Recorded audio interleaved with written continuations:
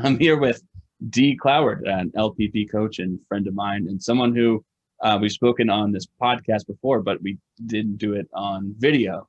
So now, even though you were, I think, among maybe the first person who's works for Life Process Program who I actually interviewed, we haven't caught you on video yet. So this is a treat and Here welcome. we go.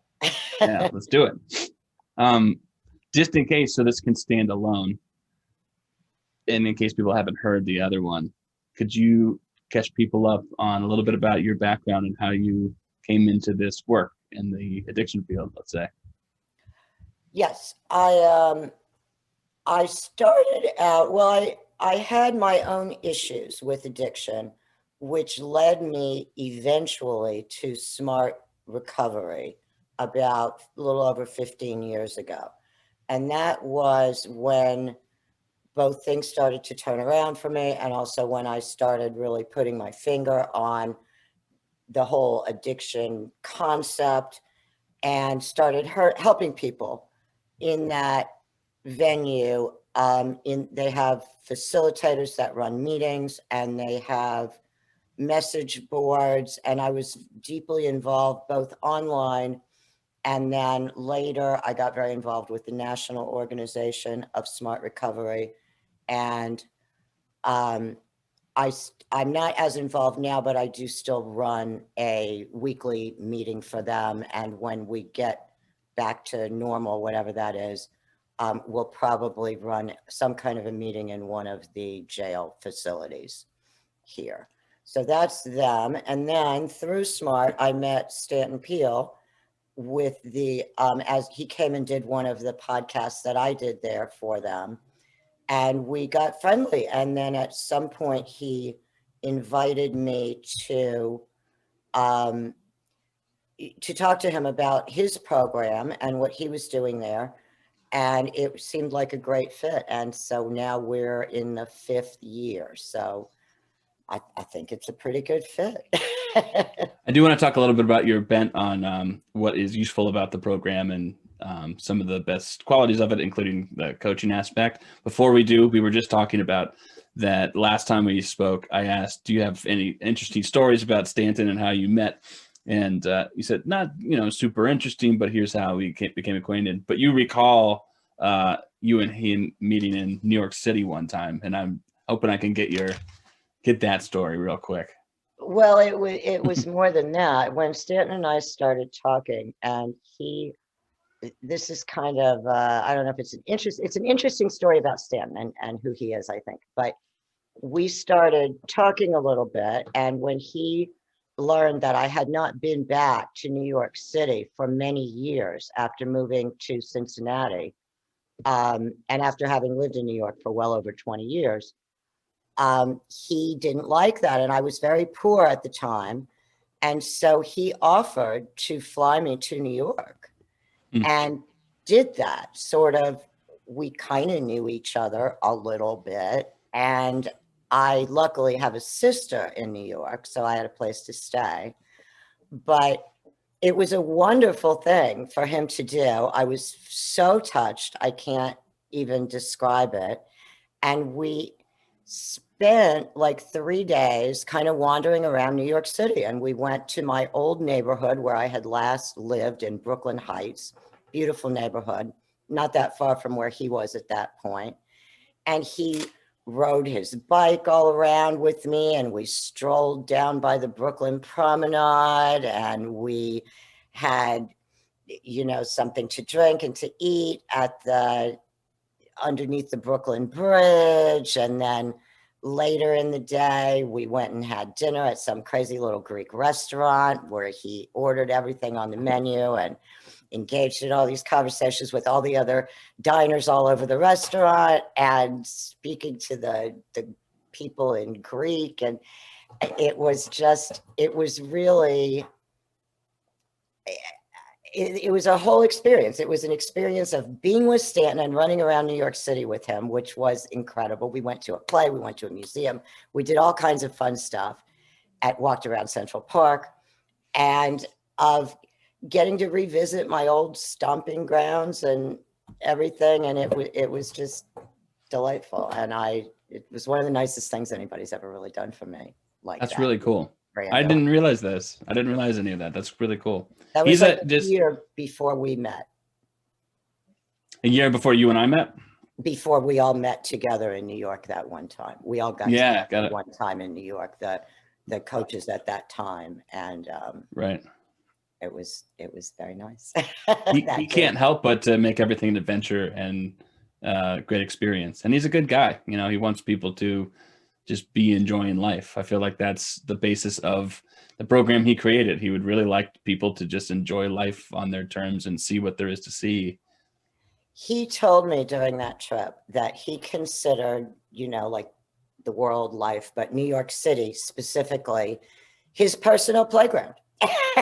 Yeah, right. He treats it that way. He walks up to anybody on the street that strikes his interest for whatever reason, asks them whatever question he might have on their mind, usually strikes up a whole involved conversation with them about any number of things. I mean, it could be literally any subject in the world.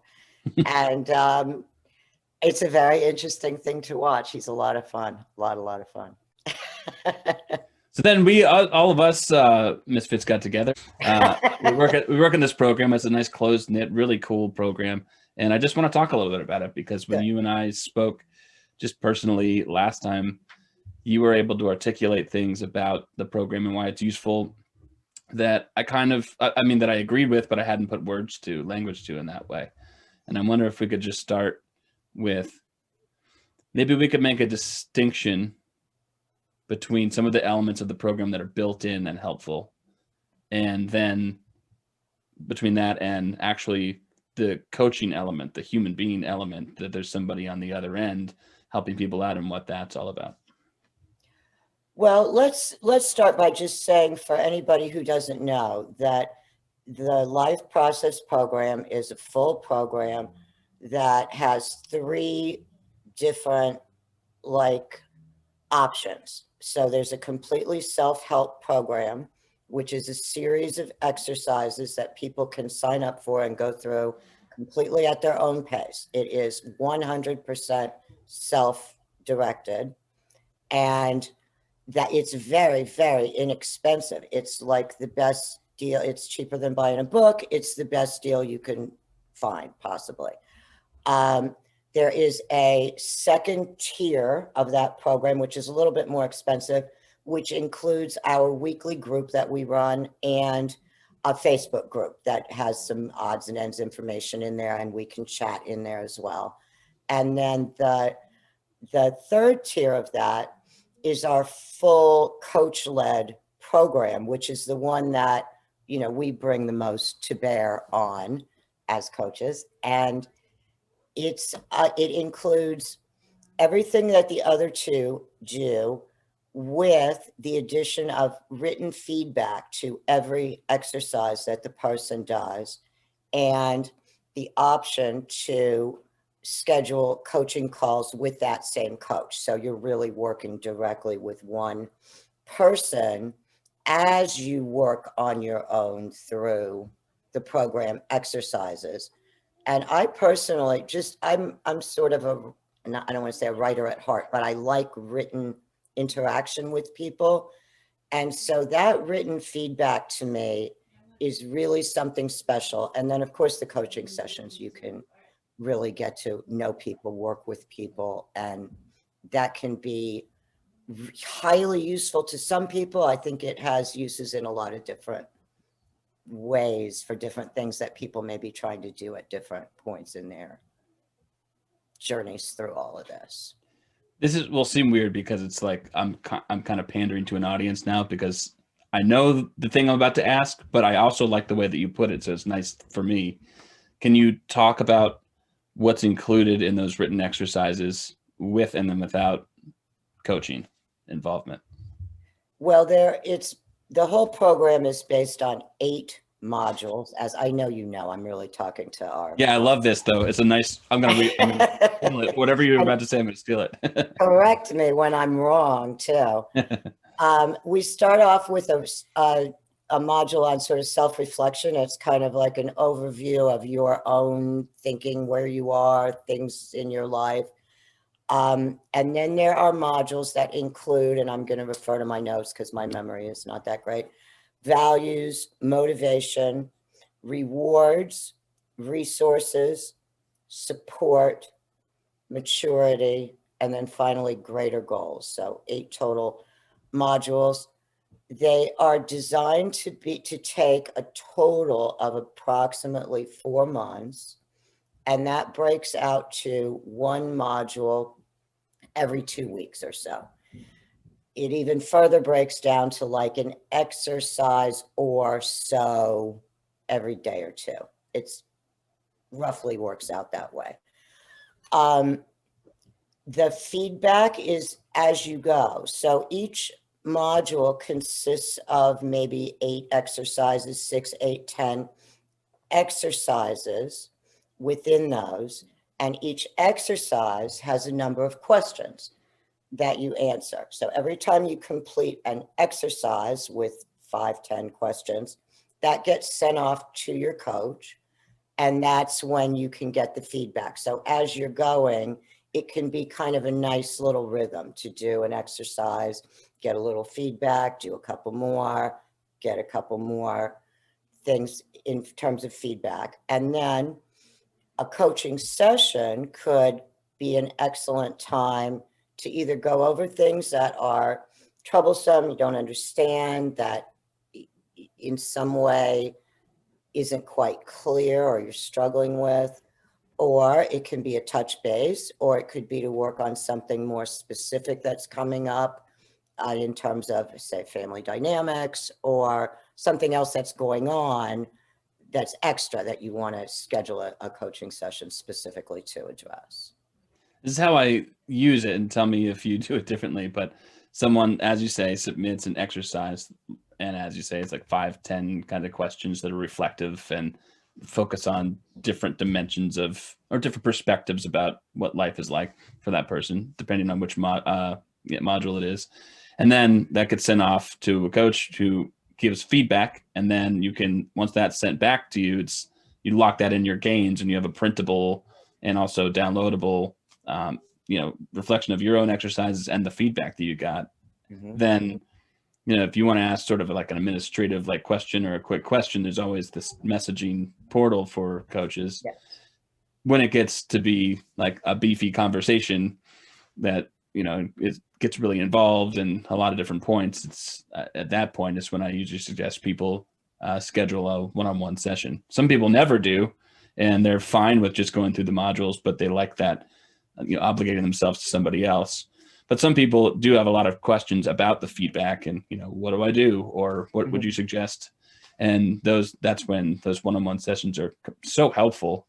I don't see that people get that in therapy otherwise, or, coaching or anything like that otherwise, where they write about themselves, they get feedback about their writing about themselves, and then have the option to then see someone face to face. Feels like just a really comprehensive way of going about things. That's also not oppressive, because it's at people's own leisure.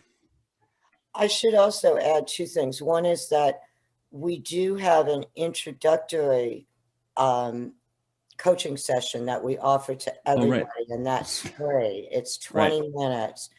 And the thing that's cool about that is it's similar to our first exercise, which is kind of getting to know the person, but we can do it just like this. And it's very nice and informal, and it can kind of set a tone for how you want to work together. I have a lot of people that do that one, and then, as you say, they kind of decide. Some people want to go forward and do regular coaching, or as things come up, and then others are more content to stick with the written work for the most part. I do also, like you, invite people to send me questions, and we have a messaging sort of internal platform because we care about people's privacy and confidentiality. And I approach it similarly. I encourage people to go ahead and write me as much as they want. And I tell them that I will read it, but I may not respond at length.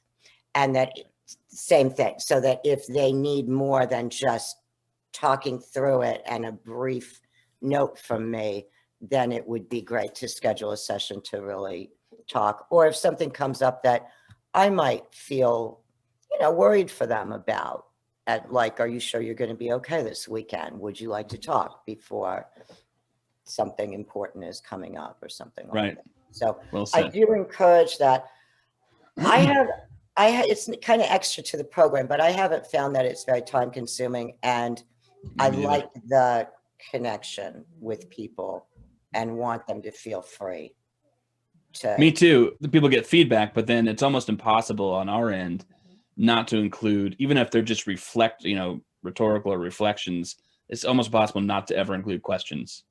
Like you just might either want to know something, or you might want to say something like, you could consider, A, B, and C, or does this sound right? Or even if they're simple questions that could be rhetorical. So it's nice to have that interaction, available. I'm like the question lady, so I feel sort of compelled to tell people I'm bombarding you with questions, but you don't have to answer them. Think about them, but if you'd like to, feel free. Right. I really do want to know the answer, but you don't have to feel compelled on that. And the questions, I think, are part of what our program is built on a little bit, in terms of the exercises are really questions for people to think through on their own.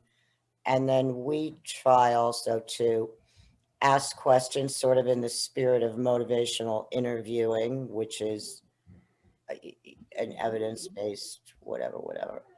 And I think it's helpful to get people thinking about things. We're all leery of advice. I was just reading an article about advice versus suggestions versus this, and Right. it's kind of on my mind, and always has been, I suppose. That goes back to my days at Smart Recovery, that we don't want to, put words in people's mouths or make assumptions about what's going on for them.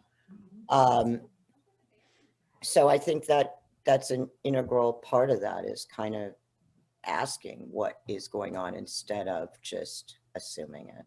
That's perfectly said. That's what, when you whatever motivational interviewing, which I understood, but then that's the part I wanted to say, is that, for people who don't know, it's just a way of being reflective and holding a mirror to people, so that you figure out, what it is that they're needing or wanting or experiencing in a way that maybe they wouldn't have articulated on their own, or maybe they're getting to, and you're saying, is this what you're saying? It sounds like whatever it is.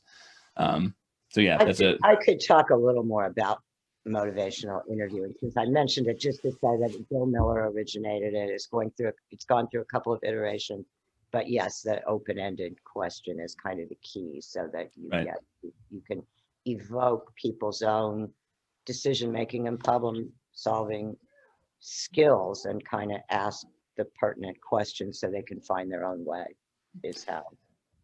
We've talked a little bit about this before. The way I approach something like advice, when it gets close to something like advice or suggestions, I usually frame it like, I've known people with similar difficulties in the past. Those people did this. Does that seem like something you would ever do? Or I might say, I wonder if, and then, might give a suggestion. How do you go about that? I'm similar. I mean, have you ever considered doing this? Have you thought about this aspect? I tend to use myself a lot as an example. One, because I don't want to like accidentally betray somebody else's confidence.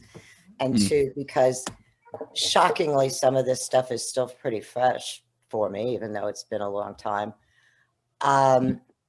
So yeah, I mean, I think that part of the reason that I personally like questions is I think that they're a little less threatening.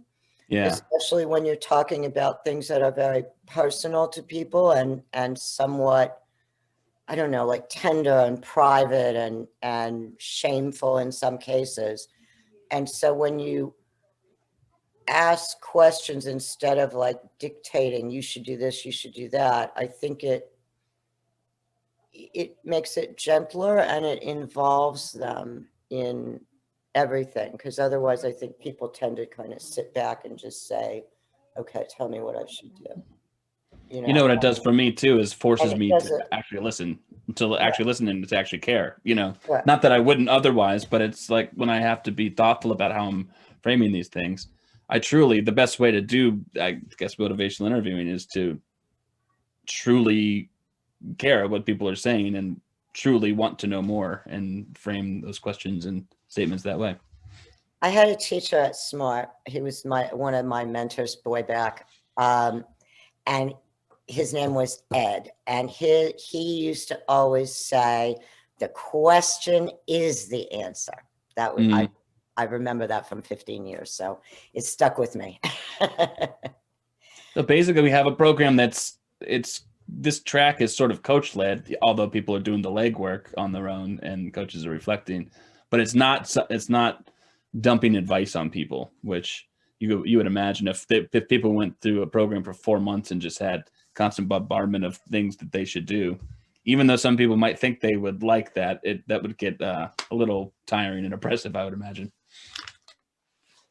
I have 4 kids, as you know, and I just do not find that human beings, big or little, really like being told what to do. And especially the more authority you try to put into that. So I think, honestly, if you would ask my kids, what's one of the things that you liked about your mother when she raised you, they would say she listened to us. That is so universal, as you say. Now, I work with kids in schools, and that's what I think most of my students who liked me would say, is that she's one person who truly listened. And it doesn't actually take that much to listen. It takes, more effort than doing nothing at all. But you do sort of have that gift. I mean, when people are talking to you, here, I'll turn it into a question. Do you feel it's a gift? Do you feel it's natural that you do that? Or do you think that that's just something you had to work on over time? No, I think it's natural. And I think it's because I'm really interested in people and how they think. The thing that I worry about all the time is that I talk too much because I want to share my thoughts with people and don't let them talk enough. So it's great to hear you say that I have a good quality of listening, but at the same time, I'm a little bit like, I don't know about that, but I'm glad if that's how it comes across. Oh, it definitely comes across that way, which good. Oh, actually, I was going to say, which leads me to, I wanted to talk about the group, but before we do that, maybe there's another element of all of this, which is included in those exercises called the life story. And actually, one of the most frequent questions I get about people misunderstanding anything or making sure that they're doing it right is the life story. So I'm wondering if you could go over that a little bit and what that exercise means to you. Sure. And this was something that, because I went through Stanton's program sort of after I had recovered. So it was more in a different frame of mind than trying to really personally figure out my own life story at that point when I ran through the program. So I'm not as familiar with that approach either. And it took me a little time to get a comfort level with it, with the whole idea of it. But basically, it's a space for people to write. It appears as one of the questions, like all the others. They're all online, and so it's an automated thing. And it's just like the others, except that you can go back to that one over and over and over again. The others, once the person submits it, it goes to the coach, and they can write the coach a note and say, I didn't mean to say that, or I've thought about it, but it's out there. This one is personal, and I tend to treat them as personal. In other words, I don't necessarily read them unless they want me to. And I try to offer that. I'm happy to read them. I'm delighted to, but I also want people to feel that they can have their own little safe space, and that they're not writing for me, or like Right. with an eye on what will she think about this or something. So that's one thing. There are a number of prompts for it that sort of give you some areas that you might look into in terms of writing out a recap of a theme in your life that has sort of run through life. So it could be something with relationships or family or sex or how the family dynamic was, how the household was, or I don't know, I'm drawing a blank. You probably have some other good examples Oh, there. all those are good. You know, the difficulties with relationships in the past, or um, times people have felt like they're isolated, or whatever it is. Yeah. Or threads of being an introvert or an extrovert, or Right. whatever things come to mind, and then sort of writing it out and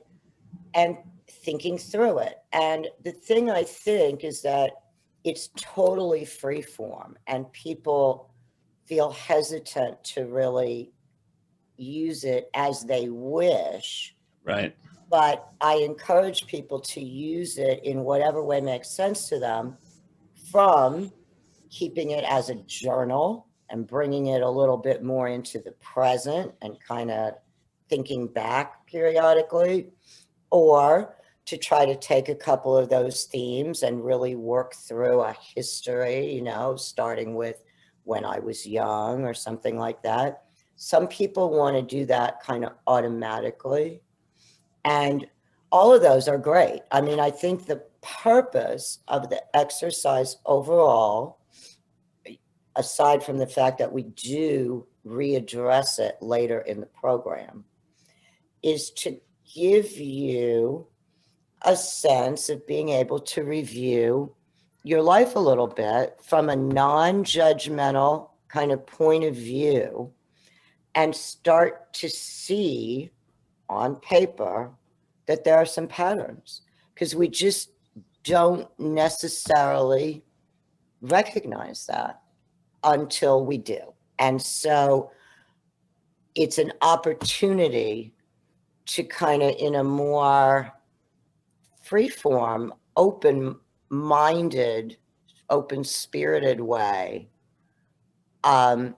start looking through some of those things. And that could also be an excellent one to do with your coach, or to talk to your coach subsequent to that, because it might evoke some things or bring up topics of conversation or things people haven't thought of. Or it could be one where it even gives you a little framework of things that you might want to talk to your coach about going forward. I think there are a lot of ways that you can use it. And one of the things that's interesting is some people dislike it, but I have also had equal numbers of people tell me that they absolutely love it. It's the best part of the program. So I've had all reactions, and some people, are kind of cut and dried about it. They want to like think back kind of factually, historical order and all of that. And then others really use it as a whole exploration of their inner thoughts, and other people really work away at the things that have gone on for them. And it's very interesting.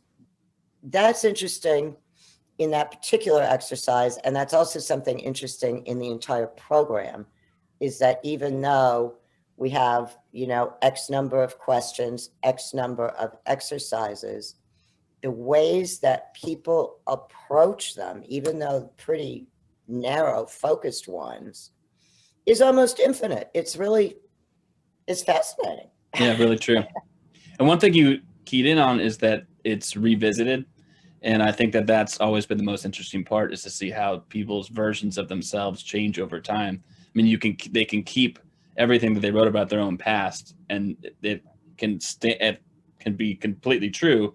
And what they write about themselves over time, especially as they're being asked those questions, which I think is part of what you mean, Yes. changes what they're going to say about themselves. And actually, a couple of days ago, I found research that showed, and it's been done since this program began. So it was after the life process program, that showed tremendous benefit therapeutically, people just writing about themselves, past, present, and future, which makes a ton of sense. But it's now being really documented and well explored in therapy. And I think that's what a cool thing that we get to do. People are already answering questions about themselves and maybe thinking about their lives in ways that they wouldn't have otherwise, or just haven't taken the time to. And then it's like you get to write your own story, and there's a nice symbolic element of that you get to self-report on what your life is. Yes, absolutely. And I think that evolution, I almost wish that part of our program, we really encouraged people to reread the earlier exercises as part of, like we do with the life story, because the change, at least from the outside, is so significant for so many people. And that's very rewarding, even for people who don't stick with the program for the full duration. So many of the people that we get express such a shift in a lot of directions, in their own comfort level, in their sense of being able to make a change, in feeling like they're going to be okay, and in feeling validated with some of the thoughts they might have had, concerns about other addiction talk and things that they've heard from other people. And that can kick in really, really fast. And then for the people who do go the duration of the program, it's really striking. It's almost like different people, it's just like watching people progress in great big steps, I think. That's another benefit of the coach-led track, is that you have someone there to help you recognize the delta from when you started, like the actual change that's occurring. Whereas you might notice a change on your own if you're just writing out answers, and you might think, wow, this is a perspective I've never had. But then again, you might miss some of that. Like, we all grow up and develop, and we don't really notice until maybe we look back on how much difference a little bit of time made. Oh, I agree very much. And I think we're also not good about about acknowledging good things that we do and progress that we make. So True. we never really do that for ourselves, and we're not used to hearing it from other people either. And yeah, I mean, personally, I think encouragement is one of the biggest things that I ever bring to anybody.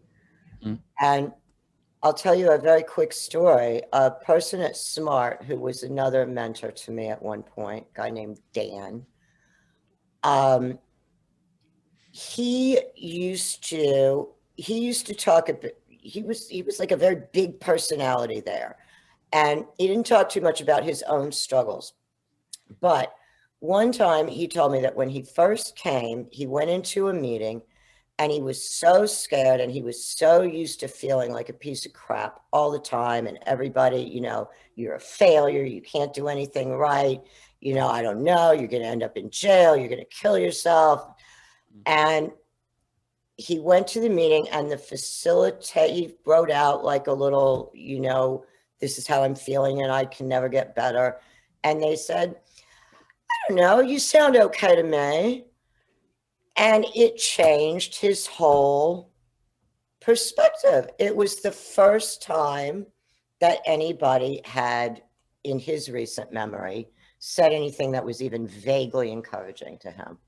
And it gave him the wherewithal to try and say, like, oh, well, maybe I can. That's going to choke me up. I deal with those kinds of stories. It's remarkable how little it can take to make somebody realize that they're more than they thought they were, or capable of doing something positive. I worked with high school students, and a lot of them, they get to a point, the kids that I worked with, that they were feeling like nihilistic almost, like, what's the point of anything anymore? And I remember just little things like giving them assignments based on what I think that their best skills were, and letting them choose their assignments, and then they complete something, and all of a sudden a semester has gone by and the little writings or whatever we've done is one full notebook, and they make a project or paper and then they bring it and say, wow, this is the coolest thing I've ever done. I didn't realize I could do this, or this is the first time I've ever done something that's meaningful. And that's changes. It doesn't take much, but it does take being conscious about. Mhm.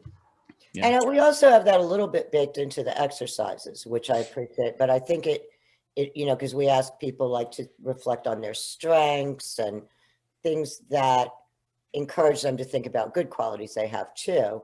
Right. And they do with varying degrees of enthusiasm, but I think it helps to hear it from another person, just, you know, Right. direct.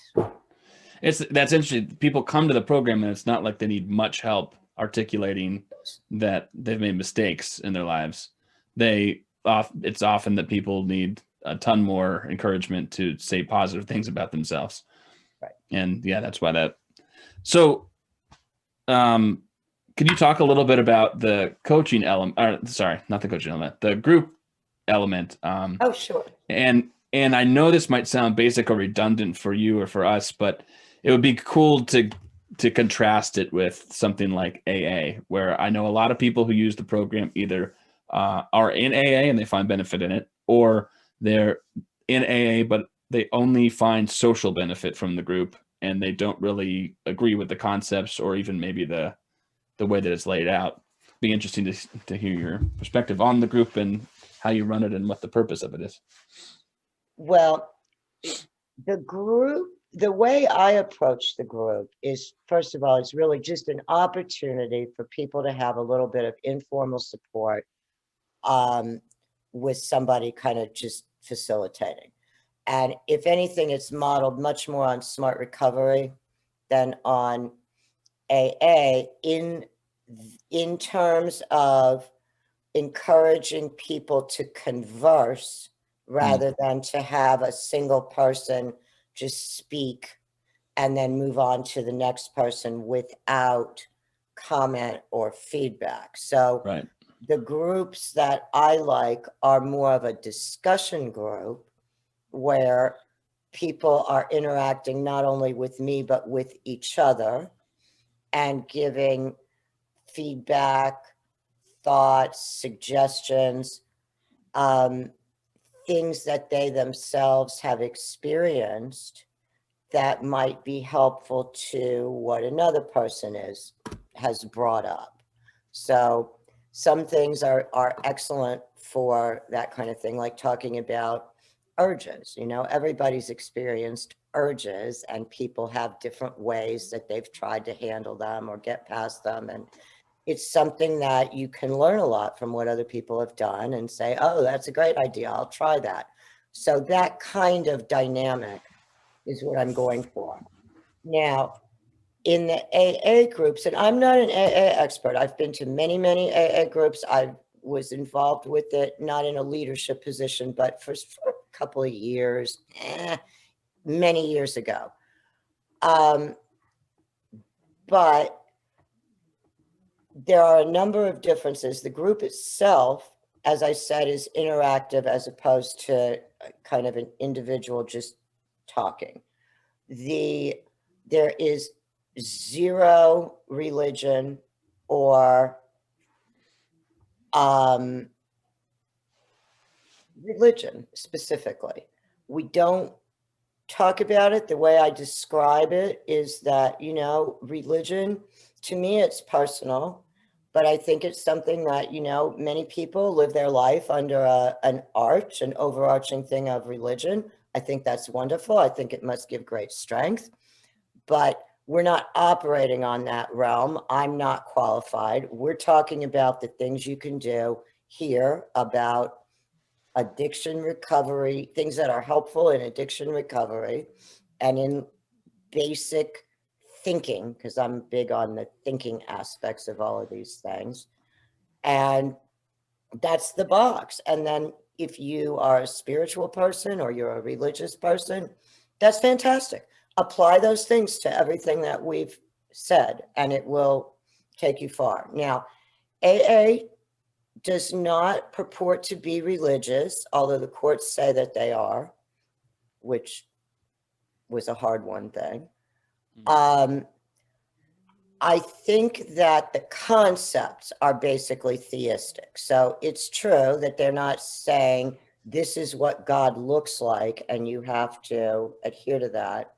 But the overall concept of having a higher power is a concept associated with religion and is not associated with agnostic people, for instance, or people who may be more in a questioning frame of mind. So Right. That's a major difference. Powerlessness is an interpretation of that religious point of view with which I particularly disagree. I do not believe people are powerless. I do not feel that that's our place in the world, to just give up any responsibility for the things that happen, the things that we may or may not be able to influence. I think it's up to us to try. And we can definitely influence ourselves.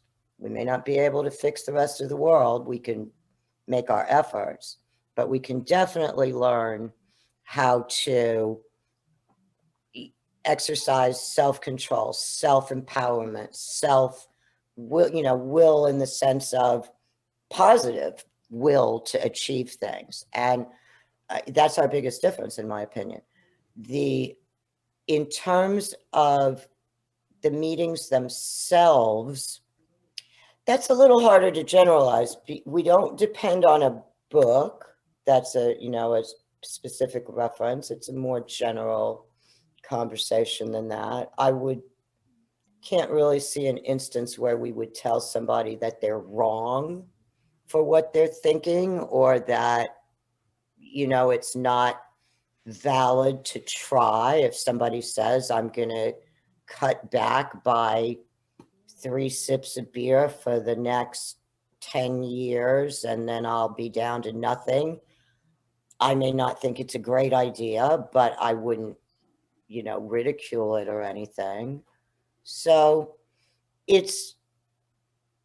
I want to say it's more like a coffee clutch than a meeting in some ways. There's informal meetings with AA and stuff too, but I think it's more focused on the things that people are working on right at that moment. That's what I want to focus on. What's going on? How was your last week? And what are you looking at this coming week? Which, there's something to that, including not being forceful with precepts or anything like that. And a lot of, when I ask people who say, I go to AA, I don't love it, but I still go, and I ask, what keeps you going to it?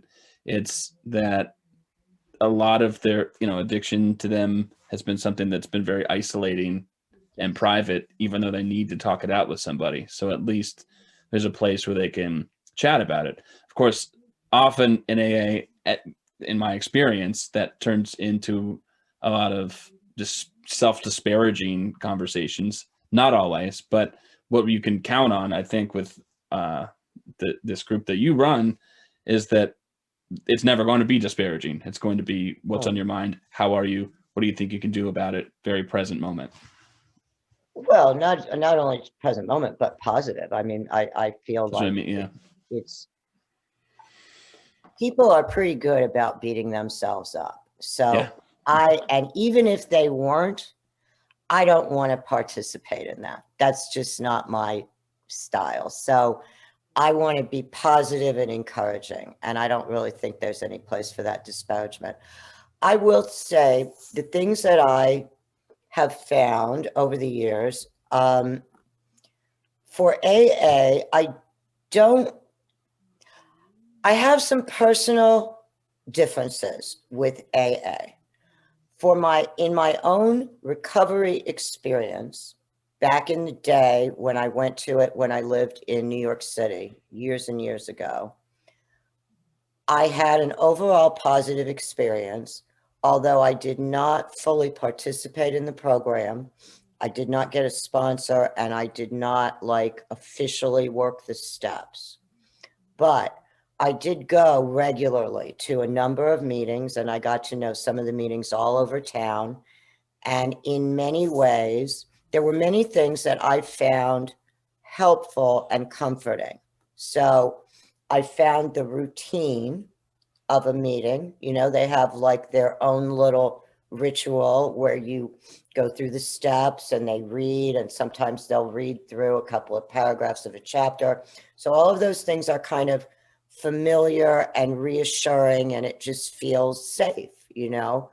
I did feel that it was a safe place for me. Not everybody finds that. And I think you do have to be careful in any group. That includes in our group or any other group. Right. You cannot meet somebody off the street, no matter where it is, and just assume good intent.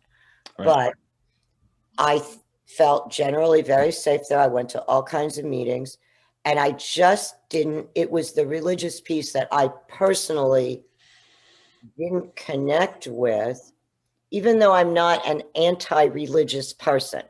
I just, that idea that I would be relieved of all desire if I was godly and powerlessness enough, I didn't understand it. I wanted to, and I didn't get it.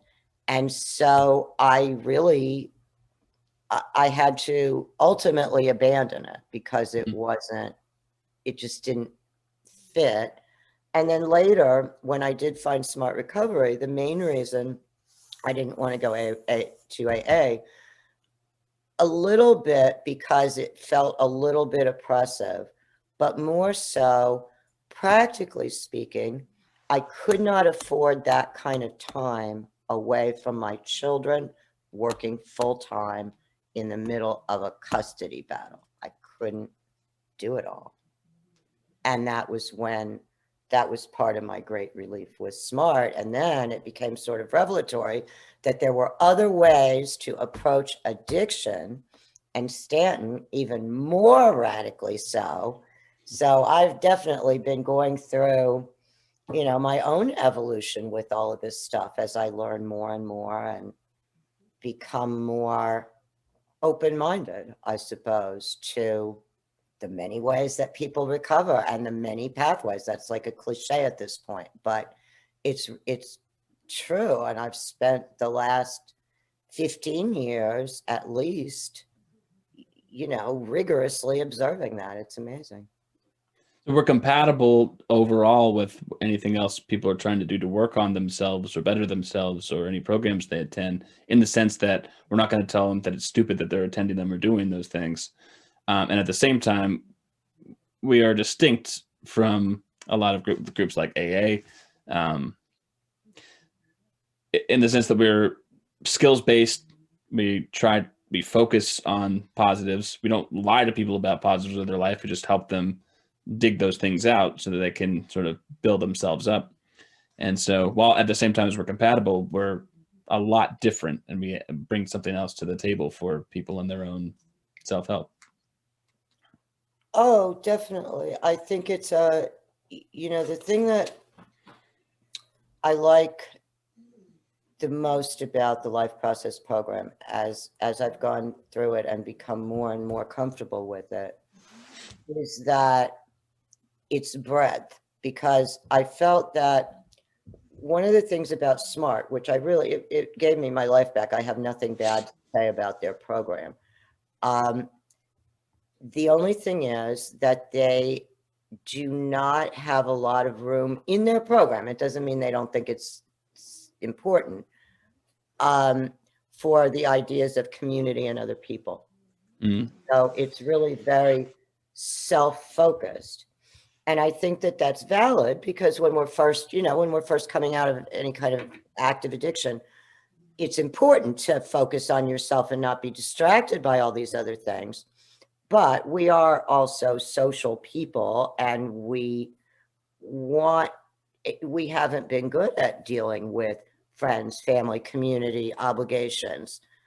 It can be one of the things that we've been avoiding. And so I feel that this program, LPP, takes all of that into context.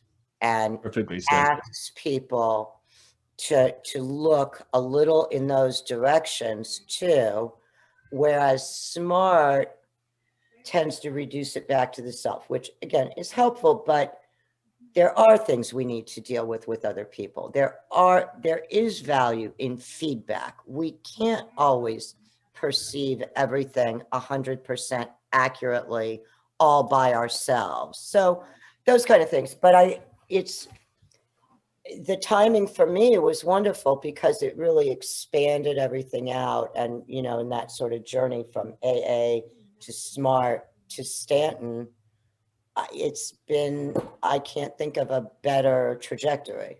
Yeah. Yeah.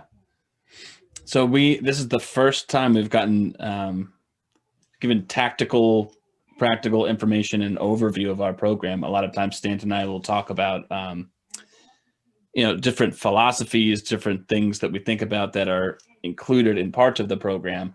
But I don't think that since I've been putting out content that I personally have done a focus on exactly what is this program. If I'm a person who wants to go and sign up for it, what am I getting? And I think we've done a pretty good job, but I leave it to you to, if you think we've missed anything here, to go over it. I think we did a pretty decent job. You did great. Yeah, I think that it's an amazing program, Zach. I can't say enough good about it. And, you know, it's funny that you would say that. It's funny that I'm the one doing it because I consider myself a practical person. You know, I felt that way when I was trying to get sober. I didn't want to hear all this about airy fairy, whatever. I wanted to know, how do I stop? How do I say no? And so I kind of approach it a little bit that way too. And to me, that's what I wanted to know from a program, you know, like, what will you do to help me? Don't tell me you're a great person and you can do this. And it just was too wishy-washy. So I think Stanton's program is a wonderful combination of all those things. He has well thought out theory that overarches everything that he's been working on for over 45 years. And then it's dead practical. It has exercises, it has people to help you. It's, you know, we're putting out all these resources and information. I think it's got a lot to recommend it. And even that third tier, the coaching led program, even though it is the most expensive out of the three, the one thing I always say and I think about is that if I'm going to therapy once a week with insurance, I mean, the coach led program is the same price or maybe even less as that copay that I'm going to pay at the end of the month. So like for a month of a coaching program with exercises and someone who you can talk to pretty much daily, then you get feedback back, schedule sessions with, and you get this whole program. It's still, even though we don't use insurance because we don't label people one way or another or try to service a billing code, it's still just as expensive or just as cheap as what the copay would be if you are using insurance and going to see professional help. Well, I would say that I would emphasize that a little more, not on the expensive side, but that really the prices at LPP, and I don't want to sound like a salesman here, but it's cheaper than anything you're ever going to find anywhere, literally anywhere. It really is true. And it's really almost a giveaway. I mean, if he wanted to be making money, this is not necessarily the model. And even the most expensive of the options and the coaching is way cheaper than anything you'll find anywhere with any qualifications. I can say that with great confidence. So it's best deal around anywhere, no doubt about it, for coaching. I agree. And for the program. I mean, both individual things there. And in terms of value, I don't know. I mean, it's great because there are no downsides to this. I think they still give a refund up to the first 30 days. Yep. For anybody, no questions asked. It's it's definitely not one of the programs where it's like, get them in, get them out, you know, and Right. be done with them. We are, Right. as you know, probably to our own detriment, we're involved with the people that we talk to, and we care, and it's a real thing for us. It's not just there's no bots running around here answering people's questions or anything like that. Right. Or human beings talking to human beings who we care about. I think it's a plus. You know, there's automation rocks. I love it, but we need people sometimes too. So yeah. And from my point of view, I learn and I get to give back, and I get to see people feel hope. And it's the most rewarding thing I've ever done.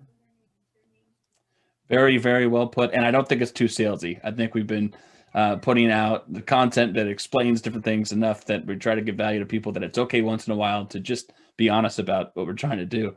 I mean, part of the pricing is that, the guy who I would love to get him on camera, but our partner in Ireland who does a lot of the program management. I mean, he and all of us have decided together without any pushback on each other that we want to give value to the people on the other end, and we don't want to gouge them for, it just seems kind of gross to do that with somebody who's struggling. So we've landed on a price that really does undercut other places, and I think maybe we should emphasize that more often so people know it. I feel there's comparison charts somewhere on the site, I think, but I still feel like we should really have a chart that says, like, here's LPP, here's our nearest competitor, and here's the cheapest rehab anywhere at $30,000 a month. Yeah, I know. Anyway, Dee, a pleasure. It was very good talking to you, and I think we accomplished a hell of a lot in a very short amount of time. So thank you. I'm pleased. I've been looking forward to this, and thank you very much, Zach.